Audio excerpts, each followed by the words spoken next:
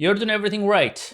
Eating clean, skipping the obvious junk, watching your portions, but your blood sugar still won't budge sometimes, right? Maybe it's even getting worse. And you're sitting there thinking, what am I missing? Well, I'll tell you exactly what you're missing. It's not your meals, it is basically everything in between. The splash of this, the drizzle of that, basically.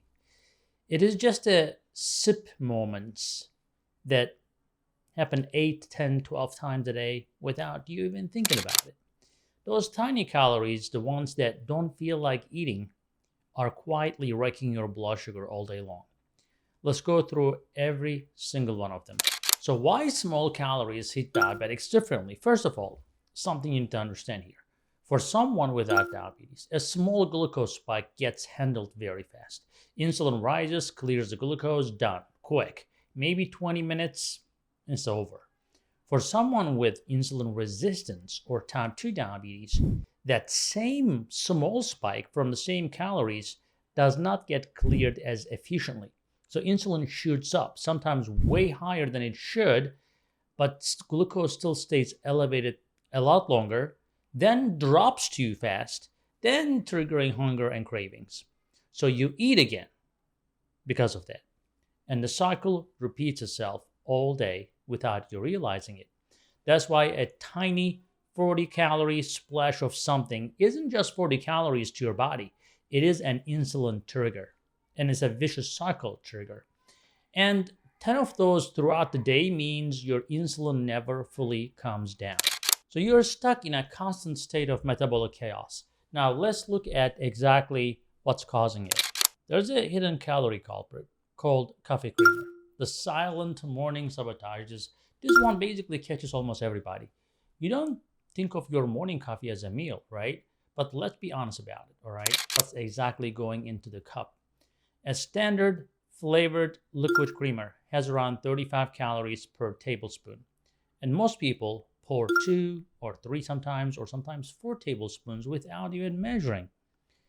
That is up to 140 calories. And more importantly, it is loaded with corn syrup, hydrogenated oils, and artificial flavors. That sugar hits your bloodstream really fast. Your insulin spikes before you have even eaten a breakfast. And coffee does that too. Even if you're drinking black coffee, that will spike your blood sugar because it triggers other hormones as well.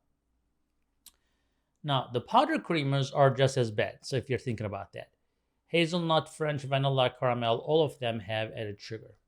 Every single one. The fix is switch to a splash of heavy cream or unsweetened full-fat coconut milk.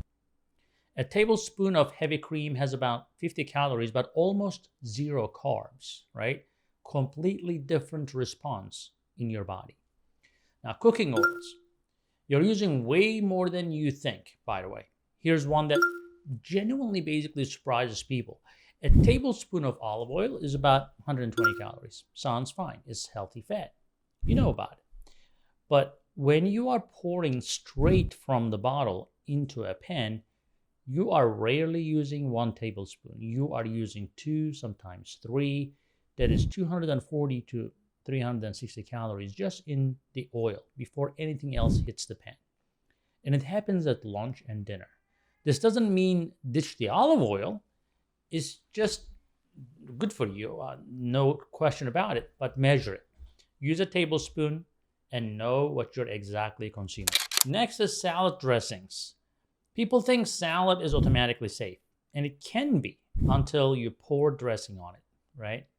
A standard 2 tablespoon serving of most bottled dressings has 120 to 160 calories. But walk into any restaurant and watch how they dress a salad. They're not using 2 tablespoons. They are using 4, 5, 6.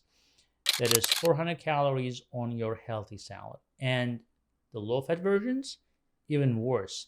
They strip the fat and replace it with sugar and starch to make up for the lost flavor. Low-fat dressings also spike blood sugar faster than the full-fat versions. So go with olive oil and vinegar, apple cider vinegar especially. It actually helps improve the insulin sensitivity. That is basically a dressing working for you instead of against you. So go with that. The next is condiments, right? Ketchup, barbecue sauce, sweet chili sauce, teriyaki, honey mustard. These are essentially liquid sugar, and most people don't even clock them as food. 2 tablespoons of ketchup has about 40 calories and 8 grams of sugar. Fine in isolation, but nobody stops at 2 tablespoons, right? Barbecue sauce is worse. 2 tablespoons can have 12 to 15 grams of sugar. Teriyaki sauce and sweet chili are borderline dessert, basically. And because these get squeezed or poured quickly, people have no real sense of how much they are really using. The mustard is, for example, is your best friend here. That's the good part, right? Yellow or some other variants, but almost zero sugar, almost zero calories. Actually, adds a flavor too. And hot sauce, that's a good one. Swap the sweet condiments basically for savory ones, and you have closed a significant leak in your blood sugar control when you do that. Now, there are drinks that don't feel like drinks, right? And this is a big one. The category that does the most damage, this category. Fruit juice, even 100% natural, freshly squeezed, doesn't matter, with no added sugar. It's concentrated liquid sugar for you. An 8-ounce glass of orange juice has around 26 grams of sugar. That is more than most candy bars, and there is no fiber slowing it down. It's great to use when your blood sugar is really low, but in a normal day, when your blood sugar is normal, it's going to spike you up. It hits your bloodstream like a freight train. But it's natural, right? Also, is honey. It still spikes your blood sugar. Flavored waters are also sneaky. Some have zero sugar but contain artificial sweeteners that still can trigger an insulin response in a lot of people. Now, others have 10 to 15 grams of sugar, by the way, hiding in them under the words like cane juice or fruit concentrate or whatever. Now, energy drinks, another one. Even the sugar-free ones, the caffeine alone raises cortisol, which raises your blood sugar, similar to caffeine, similar to coffee.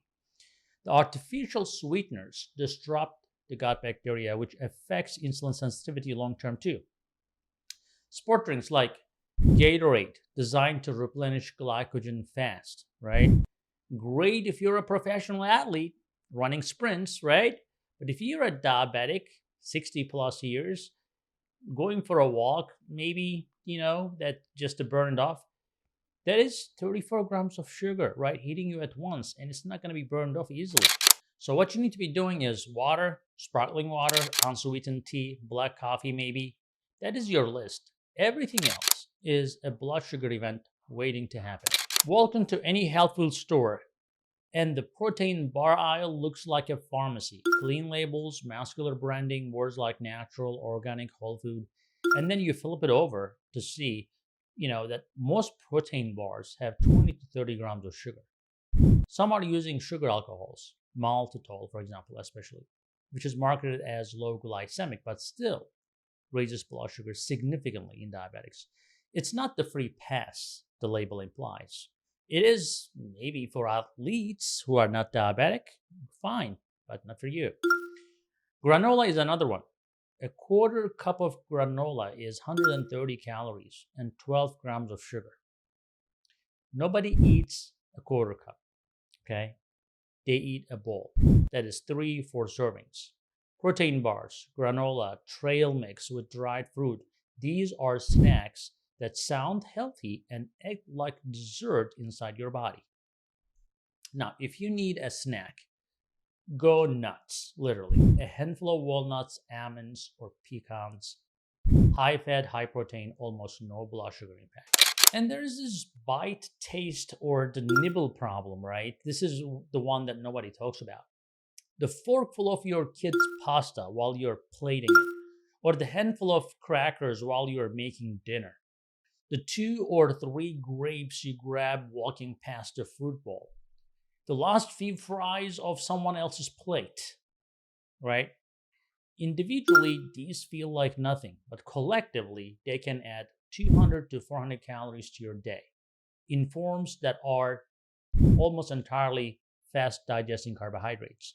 And because you never sat down and ate them, Your brain does not register them as meals, but your pancreas absolutely does. Start noticing these moments. You do not have to be perfect, you just have to be conscious. Because right now, they're happening on autopilot, right? They're costing you real blood sugar control and real weight control problems every single day. Bottom line is, the big meals are not your biggest problem. The drizzles, splashes, sips, and the nibbles that happen between meals, that is where the damage is being done, quietly but consistently and every day. So fix the creamer, measure the oil, ditch the sweet condiments, treat every drink like it has consequences, because it does. And stop grazing while you cook and read the back of every bar, bottle, and the package that claims to be healthy. Small changes in the hidden stuff will move your blood sugar more than you expect, because that is where the real problem has been hiding all along. Thanks for watching. Visit sugarmds.com for your supplement needs and tcendo.com to check out my clinic. Port St. Lucie, Florida. Talk to you later.